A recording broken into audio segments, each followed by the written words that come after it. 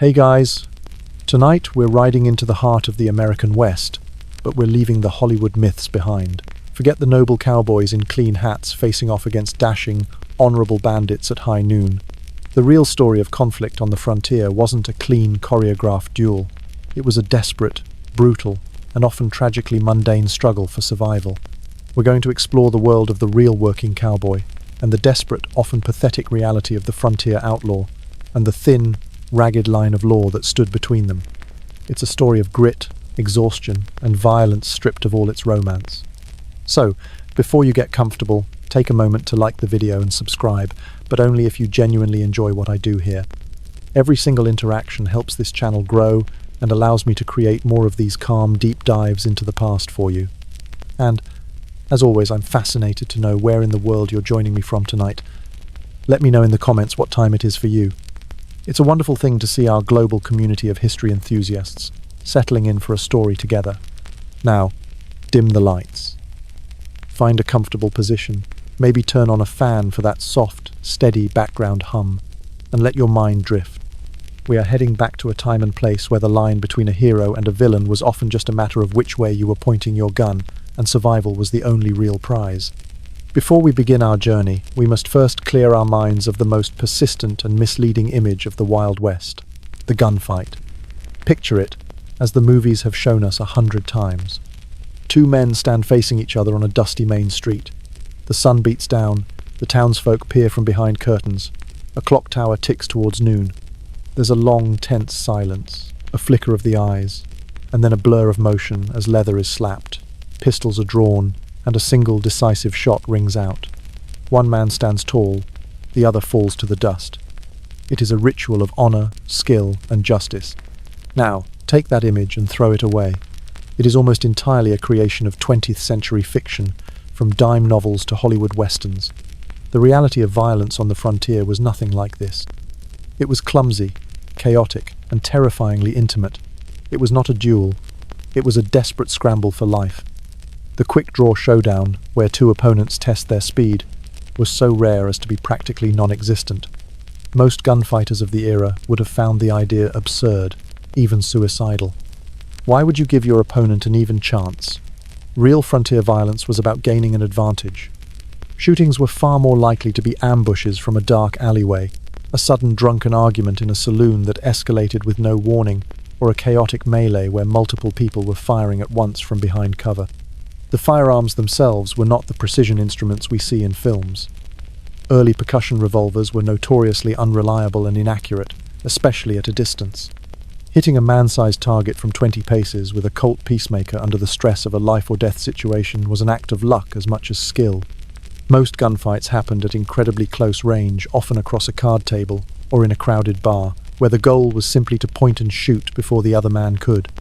Furthermore, the idea of a gunfighter as a profession is a myth. Men who gained a reputation with a gun, like Wild Bill Hickok or John Wesley Hardin, were not wandering knights errant. They were often lawmen, gamblers, outlaws, or ranchers who had been involved in multiple violent encounters. Their skill was less about lightning-fast draws and more about a cold-blooded willingness to kill and the good fortune to have survived previous altercations. The romanticized duel served a narrative purpose for later generations.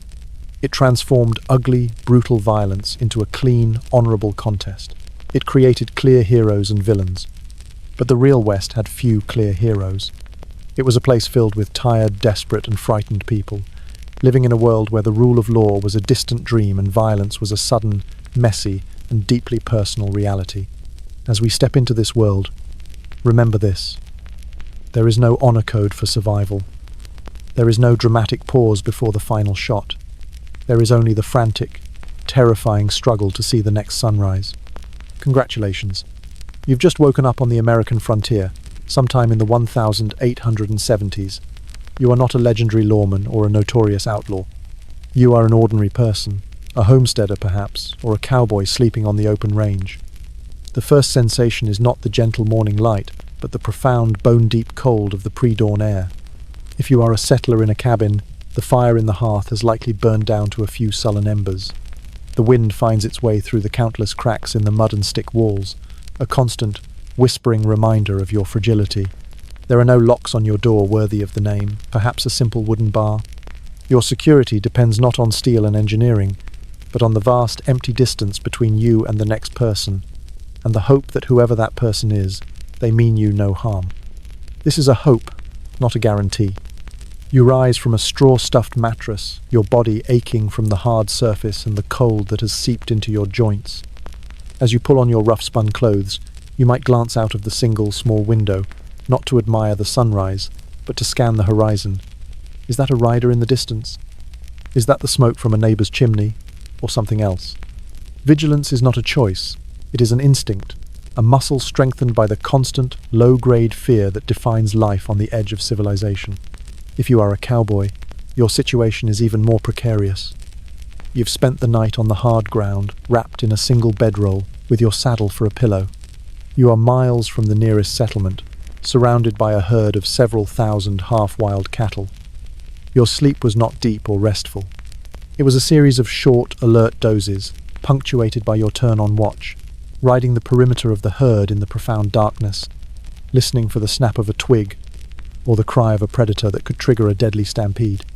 You wake to the smell of damp earth and the sound of the cook banging pots and pans by the chuck wagon. You are one of a dozen men in a vast, empty landscape, armed with a revolver that is as much a tool for signaling and dealing with snakes as it is for self-defense. Your safety depends entirely on the men around you, and your collective ability to handle the enormous, unpredictable power of the herd. The greatest threat is not a bandit, but a simple clap of thunder. In this world, there is no police force to call. There are no emergency services. The concept of a rapid response is a lone man on a fast horse, and help, if it comes at all, could be days away. Your personal safety is your own responsibility. From the moment you wake until you fall into an uneasy sleep, this pervasive sense of vulnerability is the foundation upon which the drama of the Wild West is built. It is what makes the idea of the cowboy hero so appealing and the threat of the outlaw so terrifying. Before we can understand their conflict, we must first understand the world that created them, a world where every sunrise was a victory, and every stranger on the horizon was a potential threat. Life was a constant negotiation with danger, and the terms were never in your favor. To understand the struggle between law and lawlessness in the West, you must first understand the landscape itself. The true ruler of the frontier was not a man, but geography. The sheer, overwhelming vastness of the American West was a force that shaped every aspect of life. And it was a force that was almost always on the side of the outlaw. Imagine a territory the size of modern-day Western Europe, but populated by only a few 100,000 scattered souls. Towns were tiny, isolated islands in an ocean of prairie, desert, and mountains. The distance between one settlement and the next might be a journey of days, or even weeks, by horse or wagon. There were no paved roads, only rough, often unmarked trails. There were no telephone lines, no way to quickly summon help. Communication travelled at the speed of a horse. This tyranny of distance, as historians call it, made the concept of law enforcement as we know it an impossibility. A county sheriff might be nominally in charge of a territory larger than the state of Delaware. His office was in one small town, and the rest of his jurisdiction was a vast wilderness he could not possibly patrol. If a rancher on the far side of the county was robbed, by the time he rode to town to report the crime, the outlaws would be hundreds of miles away, swallowed by the landscape. The land itself offered a perfect sanctuary for those fleeing the law. The mountains of the Rockies, the canyons of the Southwest, the dense forests of the Pacific Northwest, these were natural fortresses. Places like Hole in the Wall in Wyoming or Robber's Roost in Utah were remote, easily defended hideouts where outlaw gangs could rest, resupply, and plan their next raid with near-total impunity.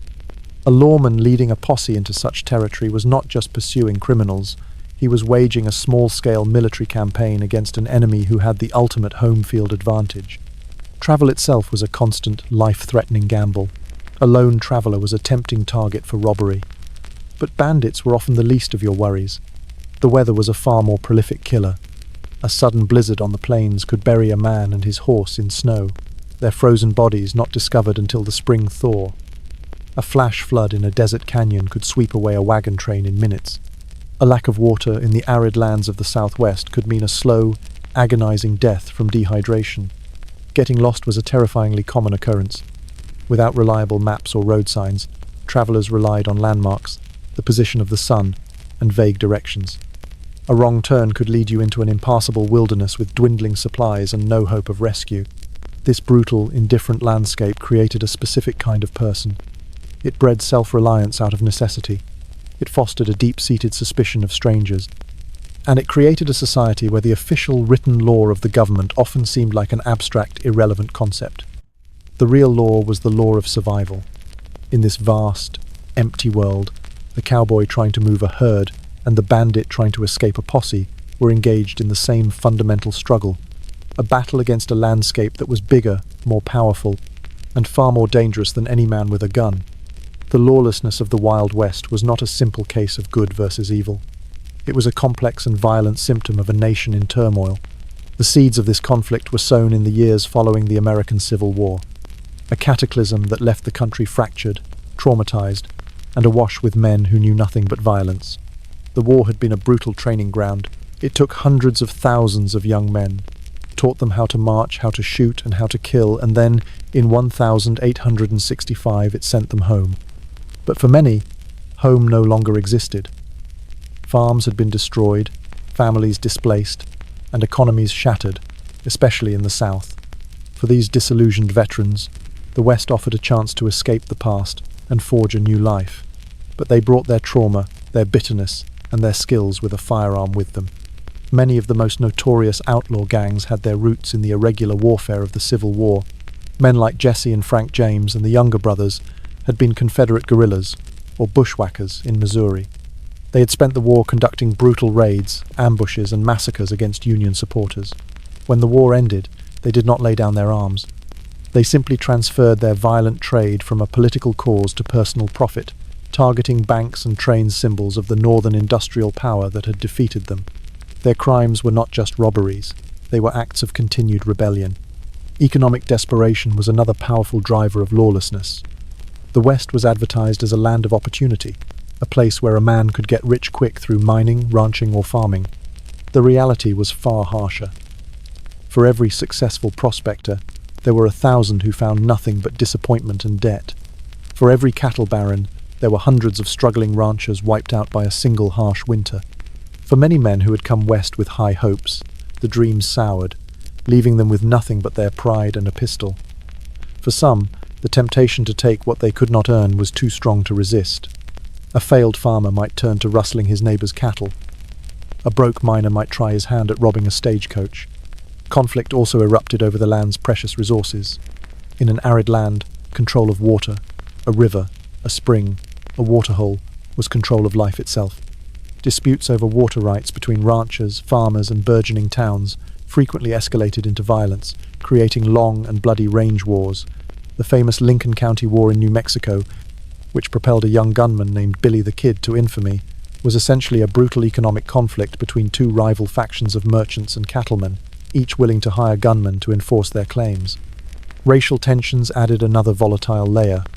The westward expansion was built on the displacement of Native American tribes, leading to decades of brutal warfare.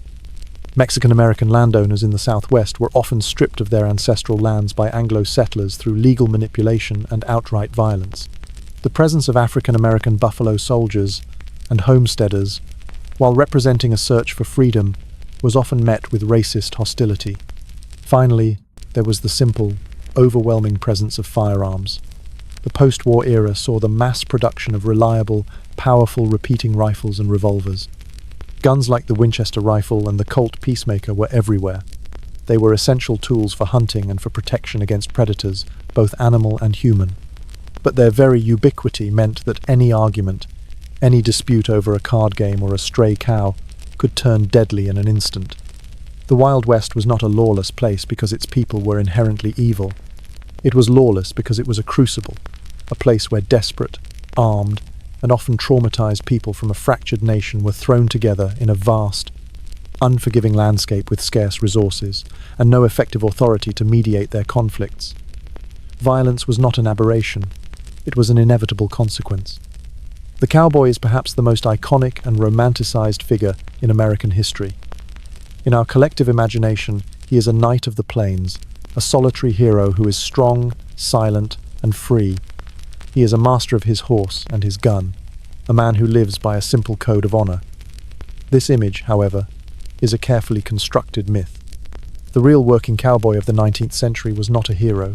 He was a hired hand, an itinerant laborer engaged in one of the most grueling, monotonous, and poorly paid jobs on the frontier. The golden age of the cowboy, from the late 1860s to the mid-1880s, was born of a simple economic equation. In Texas, millions of longhorn cattle roamed wild, virtually worthless. In the booming cities of the North and East, there was a massive demand for beef. The job of the cowboy was to bridge that gap, to drive the cattle hundreds, sometimes thousands, of miles north to the new railroad towns, or railheads, in Kansas, Nebraska, and Wyoming. Who were these men? They were overwhelmingly young, many still in their teens. They came from a variety of backgrounds, drawn to the life by the promise of adventure and the lack of other options. A significant number were Confederate veterans from the shattered South, looking for work and escape. Many were poor farm boys from states like Texas and Missouri who saw the cattle drive as a way to earn a cash wage. Crucially, the world of the cowboy was far more diverse than the movies would have us believe. It is estimated that as many as 1 in 4 cowboys was African American. For these freed slaves, life on the trail offered a degree of freedom and equality that was unimaginable in the segregated South. While racism still existed, a man's worth on a cattle drive was judged primarily by his skill with a rope and his reliability in a crisis, not by the color of his skin. Mexican vaqueros were also a vital and foundational presence.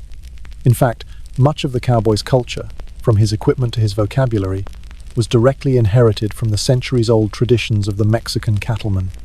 The words lariat, chaps, rodeo, and even ranch all have Spanish origins. The vaquero was the original American cowboy, a master horseman whose skills were essential to the early cattle industry. The pay for this legendary job was meager.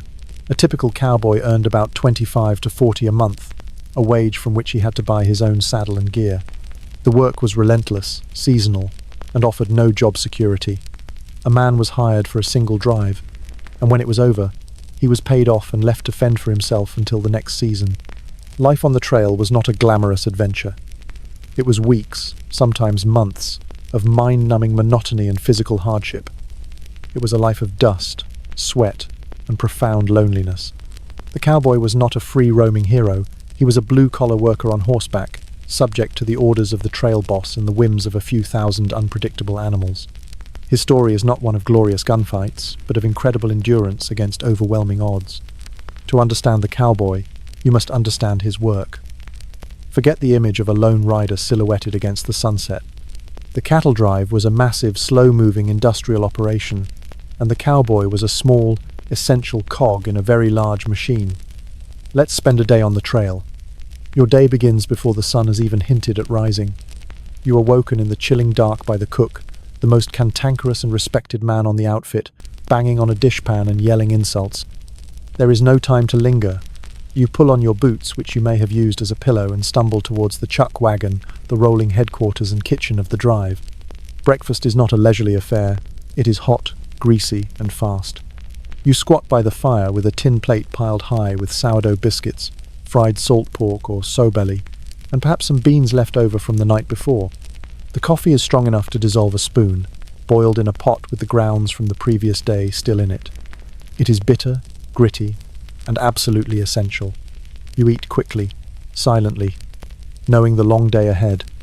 As the first grey light touches the prairie, the work begins. The cattle, which have been loosely held overnight, must be thrown together into the main herd. This is a noisy, dusty process of riding, yelling, and expertly maneuvering your horse to push the thousands of animals into a single, slow-moving column. Once the herd is moving, you take your assigned position. If you are an experienced hand, you might ride point at the very front of the herd, guiding the lead steers. This is a position of honor and responsibility. If you are younger or less experienced, you ride flank or swing, keeping the sides of the long column from spreading out. The worst job, reserved for the newest recruit or greenhorn, is riding drag. Here, at the very back of the herd, you spend your entire day in a thick, choking cloud of dust kicked up by thousands of hooves. You eat dust, you breathe dust, you become dust. The grit gets into your eyes, your clothes, your food, and your soul. For 10 to 12 hours, you are in the saddle. The sun beats down on you. The work is not exciting. It is a long, slow, hypnotic rhythm of movement. You ride back and forth, nudging a stray steer back into line, humming or talking to the cattle to keep them calm. Your body aches.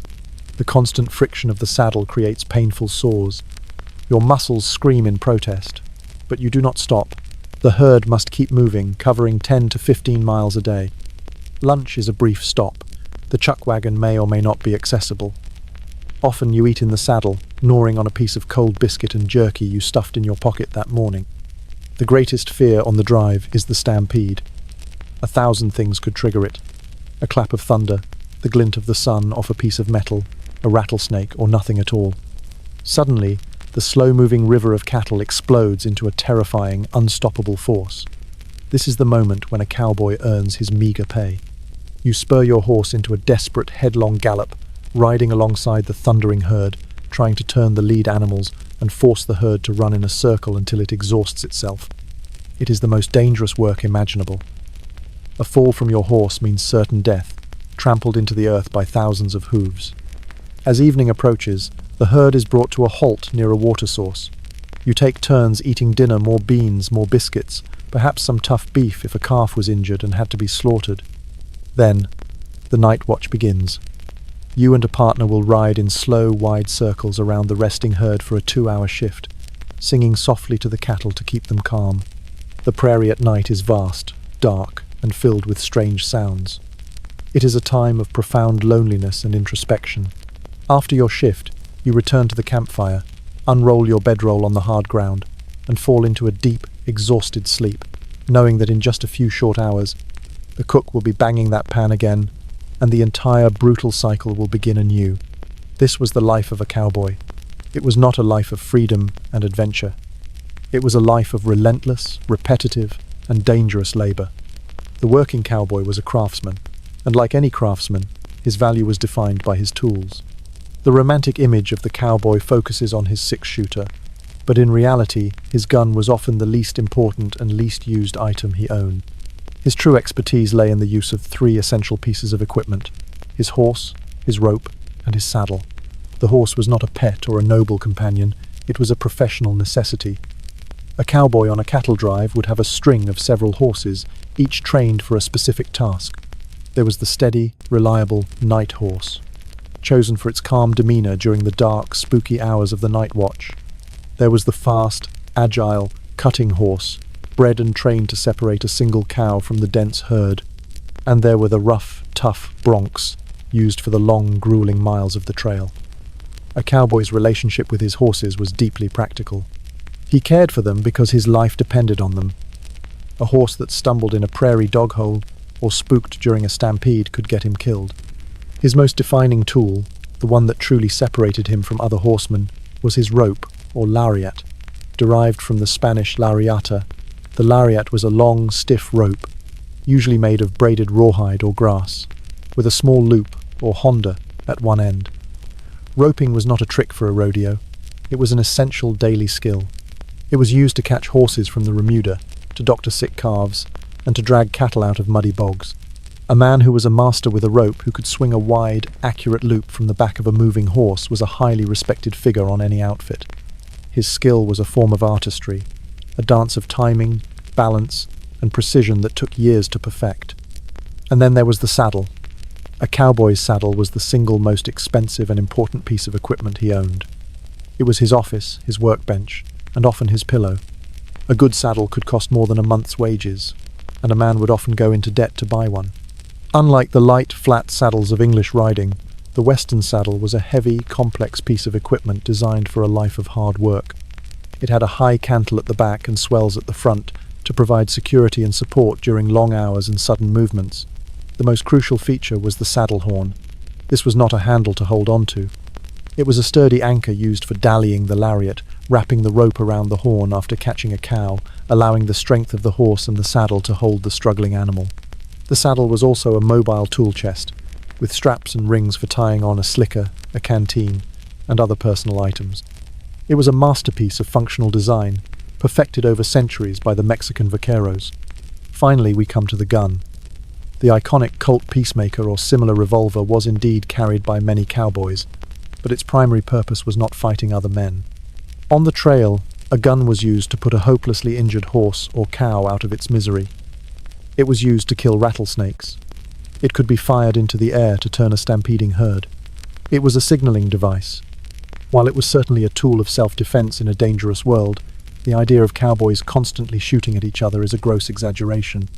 Ammunition was expensive, and a man's skill with a rope was far more valuable to the trail boss than his skill with a gun. The true cowboy was not a gunslinger. He was a master of the horse, the rope, and the saddle, the real practical tools of his trade. After weeks, sometimes months, of unrelenting hardship on the trail, the cattle drive finally reached its destination, the railhead, the brawling, chaotic, and legendary cattle town. Places like Abilene, Dodge City, and Ogallala were not idyllic frontier settlements. They were raw, temporary industrial boomtowns, built for one purpose: to connect the cattle of the South with the railroads of the North. And for the cowboy, they were a place of explosive release. Imagine the scene. You are a 20-year-old man who has not spoken to a woman, slept in a real bed, or had a drink of whiskey for 3 months. You have just been paid a lump sum of cash that feels like a fortune, even if it's only $100. The dust of the trail is still in your throat. The ache of the saddle is still in your bones, and in front of you lies a town that exists solely to cater to your every pent-up desire. The first stop was often the bathhouse and the barber. For $1, a cowboy could soak in a tub of hot water, a luxury so profound it was almost spiritual, and get a shave and a haircut. The next stop was the general store, to buy new clothes, shedding the filthy, trail-worn rags for a new shirt and trousers. Now, clean and feeling civilized, he was ready for the real business of the town. The main street of a cattle town was a row of rough, wooden, false-fronted buildings, and most of them were saloons. The saloon was the social and economic heart of the town. It was a place to drink, to gamble, to socialize, and to feel, for a fleeting moment, like a king. The cowboy, with his wages in his pocket, would walk through the swinging doors and into a world of noise, smoke, and possibility. He would drink cheap, fiery whiskey that could strip varnish. He would gamble at faro, poker, or monte, games where the odds were almost always stacked in favor of the house, run by professional gamblers who were experts at separating a naive cowboy from his money. The sound of a tinny piano, the clinking of glasses, the shuffle of cards, and the low murmur of conversation created a hypnotic, intoxicating atmosphere. This is where much of the violence associated with the Wild West actually occurred. A mixture of cheap alcohol, frayed nerves, and disputes over cards or women could easily erupt into a brawl or a shooting. It was not the honorable duel of the movies, but a sudden, ugly explosion of violence in a crowded, smoky room. And then there were the soiled doves, the prostitutes who worked in the saloons and dance halls. For many lonely cowboys, the company of a woman, even one who was paid for her time, was a powerful draw. The dance hall girls and brothel workers were a fixture of every cattle town, their lives often as hard and dangerous as the cowboys they served. The cowboy's legendary spree in town was usually short-lived. A man could blow his entire 3 months' wages in a single wild weekend of drinking, gambling, and revelry. He would wake up in a cheap hotel room, or perhaps an alleyway, with a pounding headache, an empty pocket, and the grim realization that it was time to find another job. This explosive cycle, long periods of brutal work followed by a brief, wild release, defined the cowboy's life. The cattle towns were not his home. They were a temporary, dangerous paradise. They were the places where the myths were born, where the quiet, hard-working laborer of the trail transformed for a few short days into the wild, reckless, and free-spending cowboy of legend. When the cowboy rode into a cattle town, he was not entering a lawless free-for-all. He was entering a place with very specific and often very strict rules. The business owners and respectable citizens of these towns understood that while they needed the cowboys' money, they could not tolerate unchecked chaos. The key to maintaining this fragile peace fell to one man, the town marshal. The first and most important rule in almost every cattle town was gun control. Upon arriving, cowboys were required to surrender their firearms to the marshal or check them at a hotel or saloon. Signs were often posted at the edge of town with blunt warnings like, "The carrying of firearms is strictly prohibited." A man who refused to give up his pistol was subject to immediate arrest and a heavy fine. This historical fact shatters one of the most persistent myths of the West. the idea of everyone walking around armed at all times. In the most famously wild towns, the opposite was true. The law was determined to disarm the transient, volatile population of cowboys to prevent drunken disputes from turning into gunfights. The town marshal's primary job was not to engage in heroic shootouts, but to enforce these ordinances, to be a visible symbol of authority, and to handle the endless stream of minor infractions that came with a town full of young, drunk men. The relationship between the cowboy and the marshal was a complex one, a mixture of grudging respect and simmering antagonism. The cowboy saw the marshal as a necessary evil, the man who stood between him and a good time. The marshal saw the cowboy as a walking source of trouble, a temporary problem that had to be managed until the herds moved on.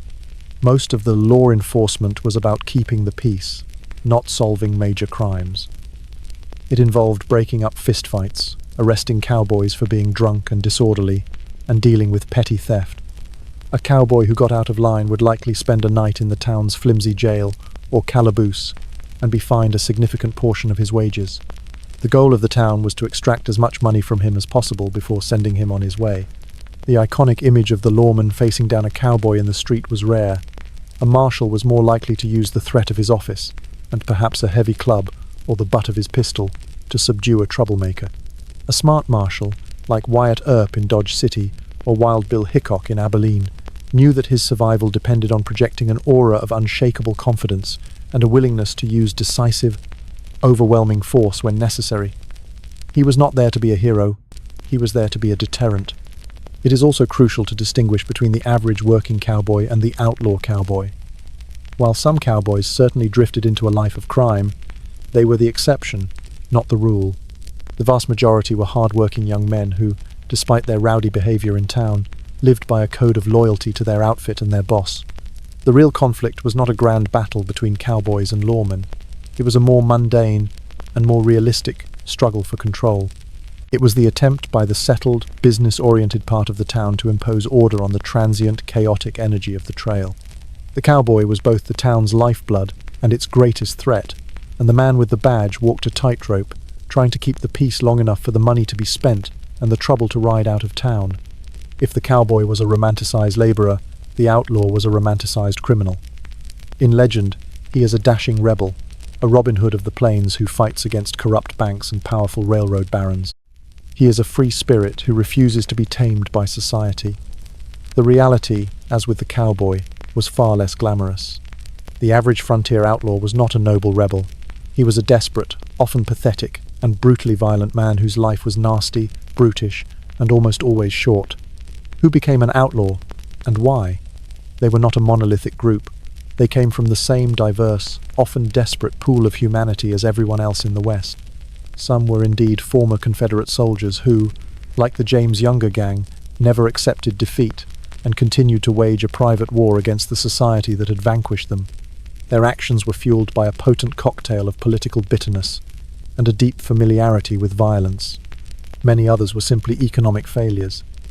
They were the men who had come west, chasing a dream that never materialized. The prospector whose gold claim turned up empty, the farmer whose crops were wiped out by drought or grasshoppers, the small rancher driven out of business by a powerful cattle baron. Faced with destitution and humiliation, some chose to take by force what they could not achieve through honest labor. For them, outlawry was not a choice for freedom, but a final, desperate gamble against starvation. Some were cowboys who crossed the line. A dispute with a trail boss over wages, an accusation of theft, or a killing in a drunken brawl could force a man to flee, turning him into a fugitive. Once outside the law with a price on his head, his options narrowed dramatically. Joining an outlaw gang might seem like the only path to survival. A young man like Billy the Kid was not born an outlaw. He was a product of his violent circumstances, a hired gun in a brutal range war who found himself on the losing side and spent the rest of his short life running. And some, it must be said, were simply sociopaths. Men like John Wesley Hardin were prolific killers who seemed to enjoy violence. Hardin, a preacher's son, claimed to have killed over 40 men, often for the most trivial of reasons. For these individuals, the lawless environment of the frontier was not a hardship. It was an opportunity, a perfect playground for their darkest impulses. Life as an outlaw was not a life of freedom and adventure. It was a life of constant fear and paranoia. They were hunted not just by the law, but by bounty hunters and rival gangs. They could trust no one. Betrayal was a constant threat, as members of a gang would often turn on each other for a share of the loot or the promise of a pardon. Their hideouts, while legendary, were not comfortable retreats. Places like Hole in the Wall were harsh, isolated wilderness areas, where survival was a daily struggle. The money they stole was often spent as quickly as it was acquired, on whiskey, gambling, and a few fleeting moments of pleasure before they had to run again. The public's perception of these men was complex. While some were genuinely feared and hated, others were turned into folk heroes by a sensationalist press. Newspapers and dime novels would embellish their exploits, casting them as daring adventurers. This was especially true for outlaws like Jesse James, who cultivated a Robin Hood image, claiming to rob from the rich banks and railroads and give to the poor, though there is no evidence he ever did. This mythology provided a vicarious thrill for an ordinary public, often struggling against the same powerful institutions. But the legend hid a brutal truth. The frontier outlaw was not a hero. He was a symptom of a sick and struggling society. He was a product of war, poverty, and desperation, and his path almost invariably ended in a hail of bullets or at the end of a rope. The life of a frontier outlaw was not a single profession, but a portfolio of high-risk, often low-reward criminal enterprises. Each trade had its own methods, its own dangers, and its own place in the hierarchy of frontier crime. The horse thief. In the world of the West, there was no crime more hated than horse theft. A man's horse was his life. It was his transportation, his partner in work, his only means of escape. To steal a man's horse was to strand him in a dangerous land, effectively sentencing him to death. As a result, the punishment for horse theft was swift and merciless. An accused horse thief was rarely given the benefit of a trial. He was far more likely to be hanged from the nearest tree by a posse of angry ranchers or a vigilante committee. Despite the risks, horse theft was common. It required little planning, and a stolen herd could be driven across state lines and sold quickly. But for the thief, every shadow, every distant rider was a potential hangman. The cattle rustler. Stealing cattle, or rustling, was a more complex and often more profitable enterprise. Small-scale rustlers might simply snatch a few unbranded calves or mavericks and add them to their own herd. More sophisticated operations involved altering existing brands. A brand was a ranch's legal signature, burned into the hide of its cattle. A rustler with a running iron, a heated iron rod, could skillfully change one brand into another. For example, a simple I brand could be turned into a B, or a C into a G. Rustlers, like horse thieves, were despised by the powerful cattle barons who dominated the industry, and organizations like the Wyoming Stock Growers Association hired their own armies of detectives and hired guns to hunt down and eliminate rustlers, often with no legal process whatsoever. The stagecoach robber. The image of masked bandits holding up a stagecoach is iconic, but the reality was often disappointing for the outlaws. A stagecoach was a tempting target because it was isolated and was known to carry payrolls for mining companies or the valuables of wealthy passengers. The typical method was to blockade the road or ambush the coach from behind rocks. The great enemy of the stagecoach robber was the shotgun messenger, a private guard hired by the stage company who rode alongside the driver, armed with a short-barreled shotgun loaded with buckshot, a devastating weapon at close range.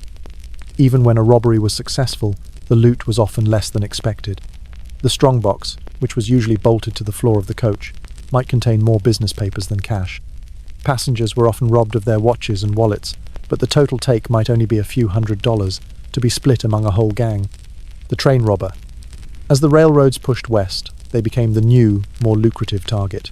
Robbing a train was a far more complex and dangerous operation than holding up a stagecoach. Outlaws would have to pry up a rail to derail the train, or flag it down by waving a red lantern. Once the train was stopped, they had to contend with the armed crew, the guards in the express car, which carried the valuables, and sometimes the passengers themselves.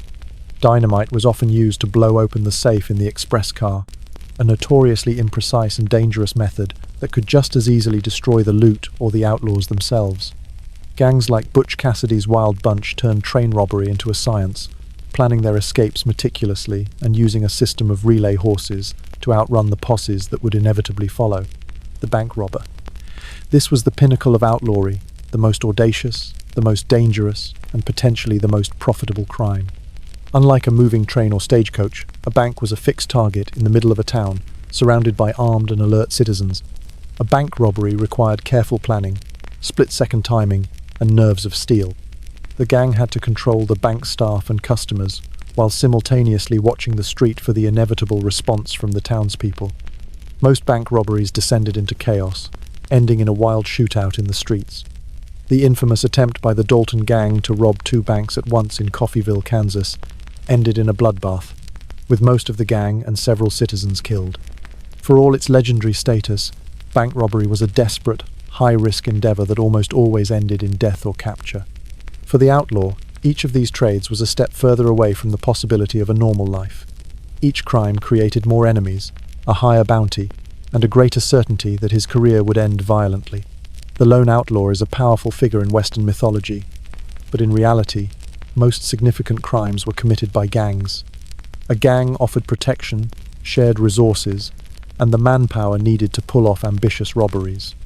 But life within an outlaw gang was not a brotherhood of rebels. It was a fragile, paranoid, and often treacherous existence.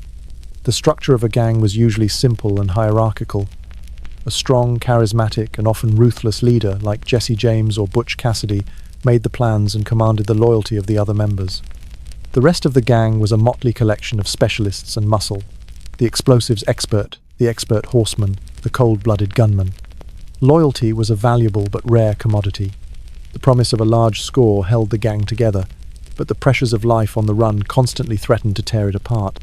The most crucial element for any gang was a safe haven, a remote hideout where they could retreat after a robbery to count their loot, rest their horses, and let the heat die down. These hideouts have become legendary. Hole in the Wall in the Bighorn Mountains of Wyoming was a natural fortress, a secluded valley accessible only through a narrow, easily defended pass.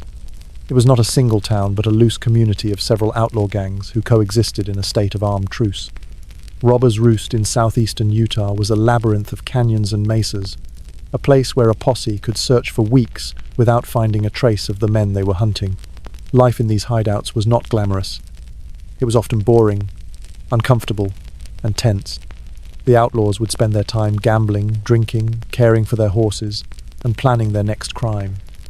The stolen money, which seemed like a fortune in the moment, would quickly dwindle away. Paranoia was a constant companion. Every member knew that a disgruntled comrade could betray the entire gang for a pardon or a share of the reward money. Arguments over the division of loot frequently turned violent. The downfall of most gangs came not from a dramatic shootout with a posse, but from internal betrayal.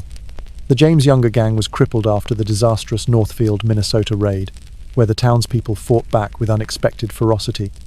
The survivors were hunted down, and some were captured after being betrayed by former associates. Jesse James himself was ultimately killed, not by a lawman, but by a member of his own gang, Robert Ford, who shot him in the back of the head to collect the reward. Butch Cassidy's Wild Bunch was one of the most successful and longest-lasting gangs, in part because of Cassidy's intelligent leadership and his preference for cleverness over bloodshed, but even they could not outrun the advance of civilization. The relentless pressure from railroad detectives, the Pinkerton Agency, and the expanding network of telegraphs and lawmen eventually made their old way of life impossible. The gang scattered, with some members being killed or captured, and Cassidy and the Sundance Kid famously fleeing to South America, only to meet a violent end there. The life of a gang member was a life lived in the shadows, a constant cycle of high-stakes risk and paranoid downtime. It was a life of chasing a freedom that was always just out of reach. For every successful robbery, there were a dozen cold nights spent on the run, 100 moments of looking over your shoulder, and the ever-present knowledge that your closest friend might be the one to put a bullet in your back. The legends of the Wild West are built around a few unforgettable names, figures whose real lives have been almost completely obscured by a century of myth-making. To understand the era, we must peel back the layers of fiction and look at the brutal, often pathetic reality of these famous outlaws. Billy the Kid. The legend paints him as a charismatic, boyish folk hero, a rebel fighting for the common man. The reality is that his name was likely Henry McCarty, also known as William H. Bonney, and he was a young, itinerant gunman who fell into a life of violence. He was not a leader, but a loyal foot soldier in the Lincoln County War, a brutal feud between rival economic factions. He was by all accounts charming and well-liked by his friends, but he was also a cold-blooded killer. The myth says he killed 21 men, one for every year of his life.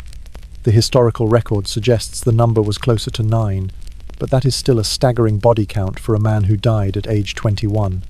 He was not a Robin Hood. He was a hired gun on the losing side of a business dispute. His fame comes from his youth, his incredible luck in escaping jail, and the sensationalist press that followed his story. His death, shot in a dark room by Sheriff Pat Garrett, was not a heroic last stand, but a sudden, anticlimactic end to a short, violent life. Jesse James. The myth portrays Jesse James as America's Robin Hood, a former Confederate hero who stole from the rich, corrupt railroad and bank owners and was beloved by the poor people of Missouri. This is perhaps the most successful piece of public relations in the history of crime. The reality is that Jesse James was a product of the brutal guerrilla warfare of the Civil War. He and his brother Frank were members of Quantrill's Raiders, a notoriously vicious band of Confederate partisans responsible for horrific massacres of civilians. After the war, they continued their campaign of terror, targeting institutions they associated with the victorious North. Their robberies were meticulously planned and executed with ruthless violence. They did not hesitate to kill innocent bystanders, bank tellers, or train crew who got in their way. There is no evidence they ever shared their loot with the poor.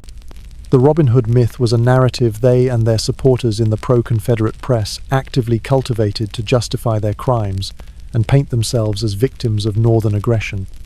The real Jesse James was not a folk hero. He was a domestic terrorist. Black Bart. Charles Bowles, known as Black Bart, stands as a fascinating exception that proves the rule. He was an outlaw, but he defied the stereotype. He was a gentleman bandit. Between 1875 and 1883, he robbed nearly 30 stagecoaches in Northern California, but he never once fired a shot. He was unfailingly polite to his victims, often saying, "Please throw down the box." He worked alone, carried an unloaded shotgun to intimidate, and sometimes left behind short, whimsical poems at the scene of the crime, signed Black Bart, the PO8. He was not a violent thug, but a middle-aged man who had seemingly turned to robbery out of desperation after a bad business deal. His targets were the Wells Fargo strongboxes, and he never harmed a passenger. His eventual downfall was not due to violence, but to a simple mistake. During one robbery, he dropped a handkerchief, which was traced by laundry marks back to him in San Francisco, where he was living as a respectable mining engineer. Black Bart's story is captivating because it is so different. He reminds us that the world of the outlaw was not monolithic, but he is famous precisely because he was so unusual. The vast majority of his contemporaries were not poets, they were killers. These famous faces, stripped of their legends, reveal a more complex and tragic truth. They were not icons of freedom, but products of a violent, chaotic, and often desperate time. Their fame tells us less about who they were and more about society's enduring need to find romance, rebellion, and meaning in the brutal realities of the past. If the outlaws were not the dashing rebels of legend, then the lawmen who hunted them were rarely the incorruptible white knights of the silver screen. The line between lawman and lawbreaker in the Old West was often perilously thin. Being a peace officer on the frontier was a dangerous, low-paying, and often thankless job that attracted a very specific and varied type of man. There were, without a doubt, genuinely dedicated public servants, men who took the job out of a sense of civic duty, who believed in the rule of law, and who risked their lives to bring order to chaotic communities. They were often former soldiers, steady family men who were respected by the community and elected to positions like county sheriff. These men were the bedrock of frontier justice, though their stories are often less famous because they were focused on the mundane, day-to-day work of keeping the peace. But the job also attracted another type of man, the gunfighter. In a violent town, the most effective way to control violent men was to hire a man who was even tougher and more dangerous. A town council might deliberately seek out a man with a reputation to be their marshal. This is how figures like Wyatt Earp, Bat Masterson, and Wild Bill Hickok found themselves wearing a badge. They were not always men of high moral character. They were often professional gamblers, sometimes with checkered pasts, who understood the psychology of violence and were not afraid to use it. Their method of law enforcement was not about due process. It was about deterrence. Their very presence was meant to intimidate potential troublemakers. A lawman like Hickok was known to be a good man to leave alone, and that reputation was his most effective weapon. The pay for this dangerous work was abysmal. A town marshal might earn 50 to 100 a month, a wage that was often supplemented by a percentage of the fines he collected. This system created an incentive for marshals to be aggressive in making arrests for minor infractions like drunkenness or carrying a firearm illegally. A county sheriff's income was often based on fees for serving warrants, transporting prisoners, and collecting taxes, a system that was ripe for corruption. The political nature of the job also made it precarious. Sheriffs were elected officials, and marshals were appointed by town councils. This meant their job security depended on staying in the good graces of the powerful local factions, the cattle barons, the merchants, the saloon owners. A lawman who was too aggressive in enforcing the law against the wrong people could find himself out of a job, or worse. The life expectancy of a frontier lawman was not long. He was a constant target, not just for outlaws, but for any drunk cowboy with a grudge. He was often on his own, with no backup and no formal training. His authority rested on a small tin star, his personal courage, and the willingness of the town's citizens to support him in a crisis. The men who pinned on that star were a complex mix of idealists, pragmatists, and killers. They were often just as rough and violent as the men they were hired to control. They were not modern police officers. They were a transitional figure, a product of a society caught between the brutal self-reliance of the frontier and the coming order of civilization. In the collective memory of the Wild West, the town marshal is a figure of singular importance. He is the lone hero who stands between the innocent townspeople and the forces of chaos. While the reality was far more complicated, the role of the marshal in the burgeoning towns of the frontier was indeed a critical and uniquely challenging one.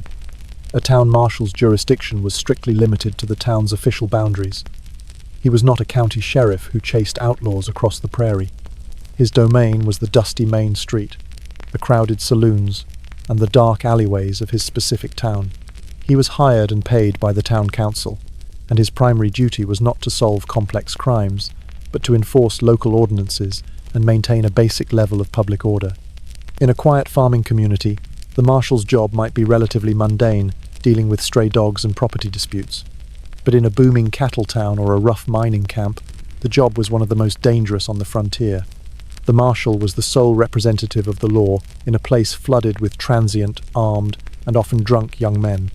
His most important and most difficult job was enforcing the town's gun ordinance. As we've discussed, most cattle towns required visitors to check their firearms upon arrival. The marshal was the man who had to confront a trail-weary cowboy and demand his pistol. This was a moment of pure psychological warfare. The marshal had to be firm, confident, and utterly unblinking. Any sign of hesitation could be interpreted as weakness and invite a challenge. Men like Wyatt Earp were masters of this kind of intimidation. They cultivated a formidable presence that made most men hand over their guns without argument. The bulk of a marshal's work was what we might call nuisance control. He was constantly breaking up fistfights, which were an hourly occurrence in the saloons. He would arrest men for being drunk and disorderly, for disturbing the peace, or for gambling violations. These arrests were rarely polite.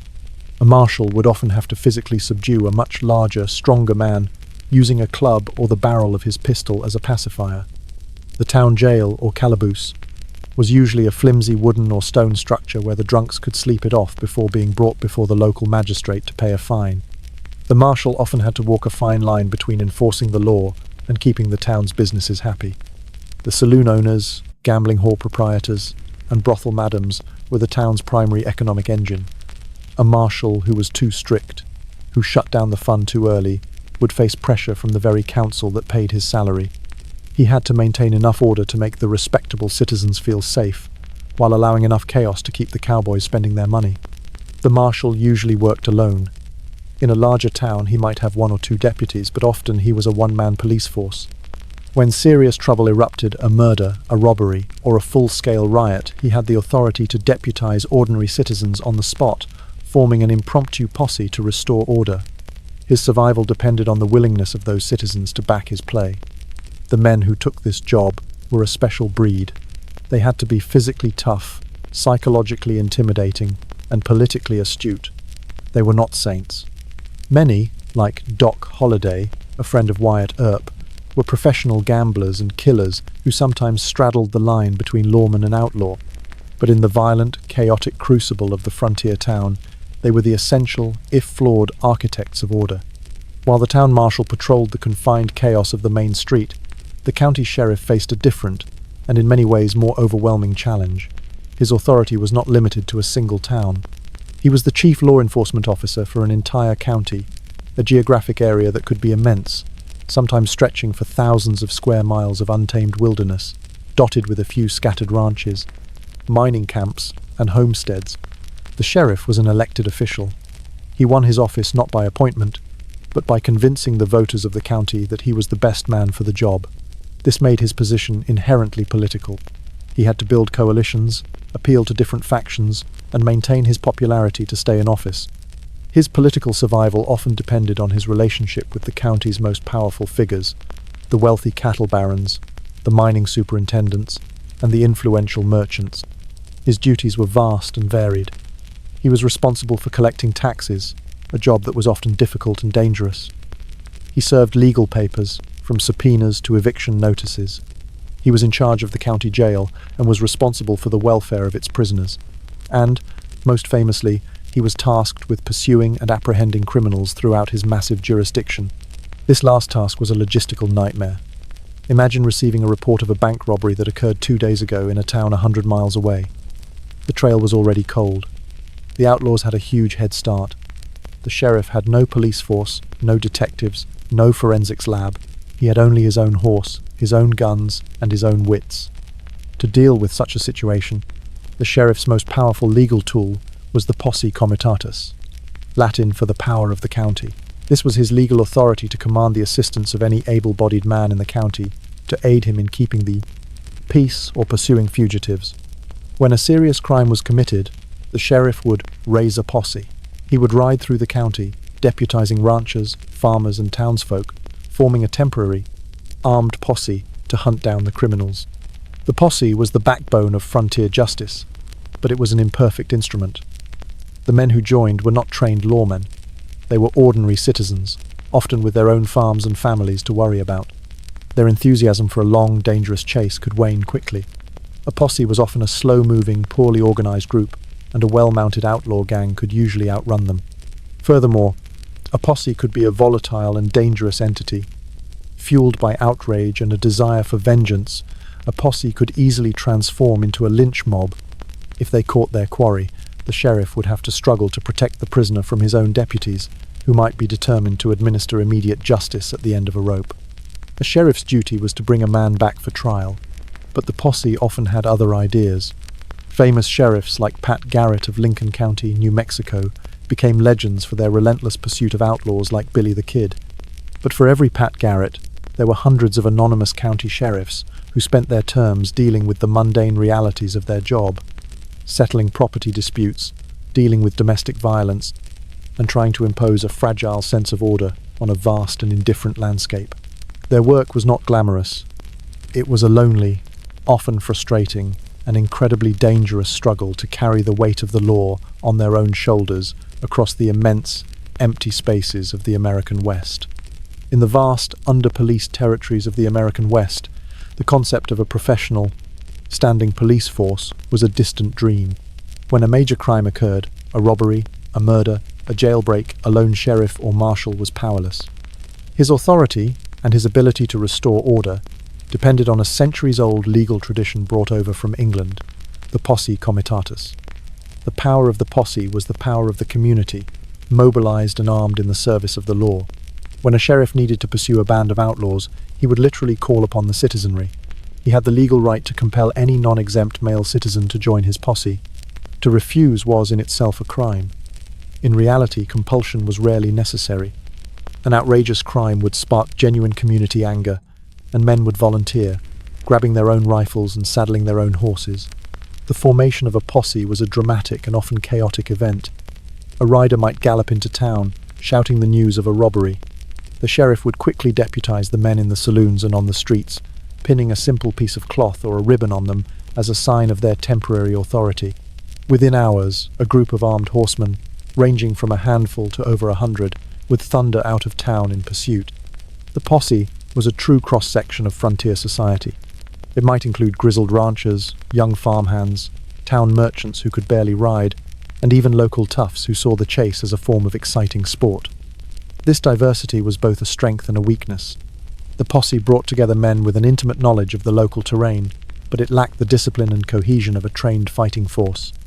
The pursuit itself was a grueling affair. It was a test of endurance for both men and horses.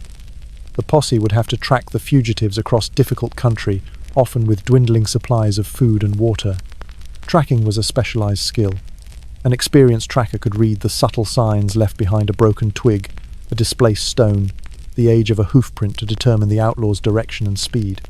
If the posse managed to catch up to the outlaws, the confrontation was rarely a simple arrest. It was often a pitched battle, a chaotic firefight with men shooting from behind rocks, trees, or any available cover. The members of the posse were not soldiers, they were civilians. Their courage and fighting ability varied wildly. Some might fight with grim determination, while others might hang back, unwilling to risk their lives for a cause that was not their own. The greatest danger of the posse system, however, was its potential to bypass the legal system entirely. The members of a posse were often the friends and neighbors of the victim. They were filled with righteous fury and a desire for immediate retribution. If they captured the outlaws, the prevailing sentiment was often not to bring them back for a lengthy and uncertain trial, but to administer swift and final justice on the spot. The phrase, "they were caught and a running fight ensued," was a common euphemism in newspapers of the day. It often meant that the prisoners had been shot while trying to escape, a convenient fiction to cover up what was essentially a summary execution by the posse. The line between a legally sanctioned posse and a lynch mob was often blurred beyond recognition. The posse was a raw, powerful, and deeply flawed instrument of justice. It represented the community's fierce desire for order and its willingness to enforce that order with its own hands.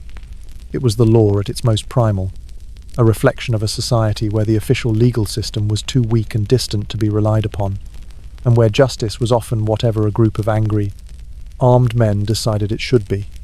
When the law was too slow, too corrupt, or simply non-existent, the people of the frontier often created their own.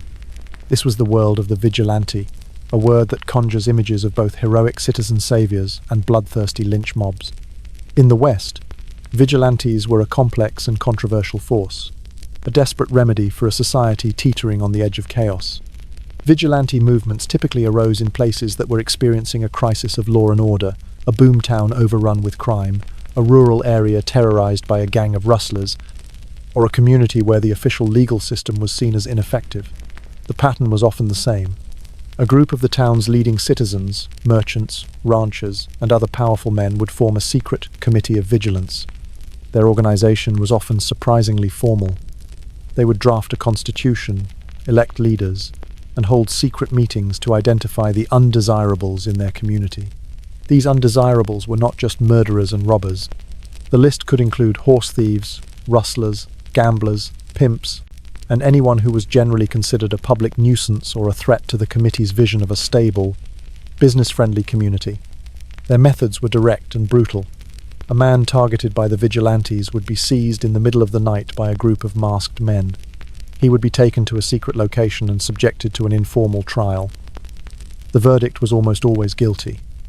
The sentence was usually one of two things: banishment or death. If the sentence was banishment, the accused would be given a simple, chilling warning: be out of the territory by sunrise, or you will be found hanging from a tree. This was often the fate of lesser criminals. For those accused of more serious crimes like horse theft or murder, the sentence was death by hanging. The execution was carried out immediately. The body would often be left hanging in a public place as a grim warning to others. The vigilantes would sometimes pin a note to the victim with a simple, ominous message like "horse thief" or 3777, the supposed dimensions of a grave in feet, a number used by Montana vigilantes. These movements were often brutally effective. A wave of vigilante action could indeed clean up a town, driving out the criminal element and restoring a sense of order. The vigilantes saw themselves as patriots, as reformers who were doing the necessary, dirty work that the official law was unwilling or unable to do. They argued that they were restoring justice, not subverting it. But the line between justice and mob rule is a terrifyingly thin one. Vigilante committees operated outside the law. There was no due process, no right to a defense, no appeal. An accusation was as good as a conviction. Personal grudges could easily be settled under the guise of civic duty. A man might be targeted not because he was a criminal, but because he was a business rival or belonged to the wrong political faction or ethnic group. The great vigilante movements, like those in San Francisco in the 1850s or Montana in the 1860s, are a dark and complicated chapter in the history of the West. They reflect a deep-seated American tension between the ideal of the rule of law and the impulse to take that law into one's own hands. The vigilante was both a hero and a tyrant, a figure born of a society's desperate craving for order and its terrifying willingness to achieve it by any means necessary. We began by dismantling the myth of the high noon duel. Now, let us end by performing an autopsy on the real frontier gunfight to understand its clumsy, chaotic, and brutal anatomy. The rare occasions when men did face each other with firearms were almost nothing like the clean contests of skill we see in movies. First, let's talk about the weapons. The single-action revolver, like the Colt Peacemaker, was the standard sidearm. Single action meant that the hammer had to be manually cocked before each shot. A man could not simply pull the trigger repeatedly.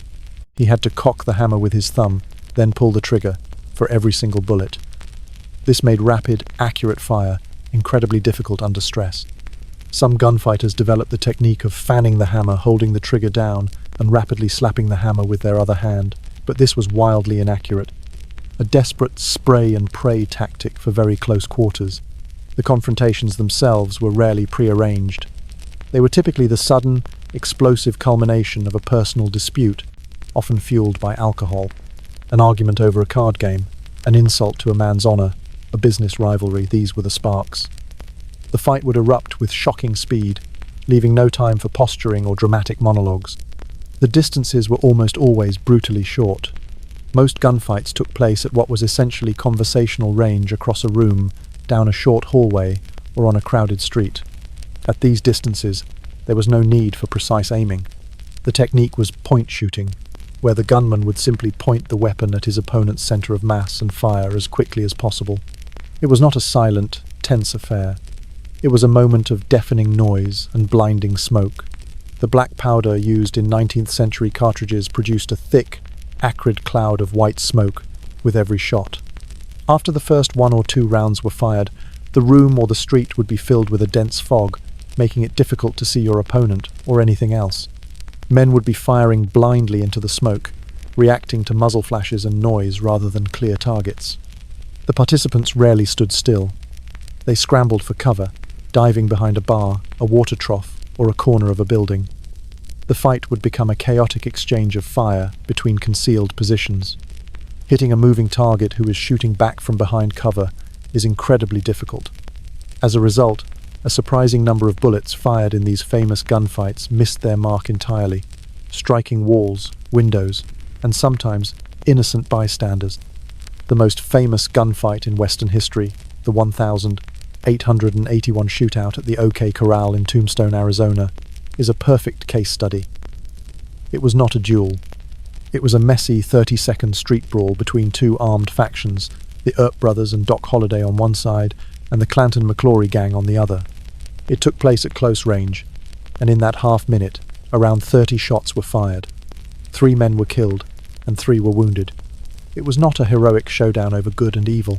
It was the violent climax of a long-simmering political and personal feud.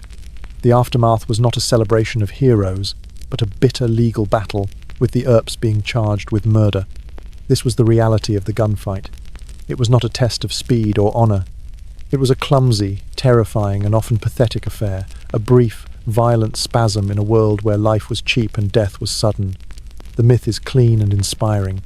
The reality was drenched in smoke, confusion, and blood. As the last echoes of gunfire fade, our journey through the world of the cowboy and the bandit comes to a close. We leave behind a landscape not of clear-cut heroes and villains, but of complex, desperate people locked in a struggle against their environment and each other. The true story of the West is not a simple tale of good versus evil. It is the story of survival in a world that was being born, and the brutal process of that birth. The cowboy was not a knight, he was a laborer, His life was one of monotony and hardship, his brief moments of glory in a cattle town paid for with months of grueling work. His legacy is not in the gunfights he won, but in the incredible endurance that fueled the economic engine of a growing nation. He was a transitional figure, a man of the open range who was ultimately made obsolete by the very civilization he helped to build. The outlaw was not a romantic rebel. He was a social outcast. He was a product of war, poverty, and desperation. His life of freedom was a paranoid existence of running, hiding, and betrayal, almost always ending in a violent, ignominious death. He is remembered not for his nobility, but because his violent defiance made for a good story, a story that allowed a society to project its own fears and fantasies onto him. And the law was not a shining beacon of justice. It was a fragile, often compromised, and deeply human institution.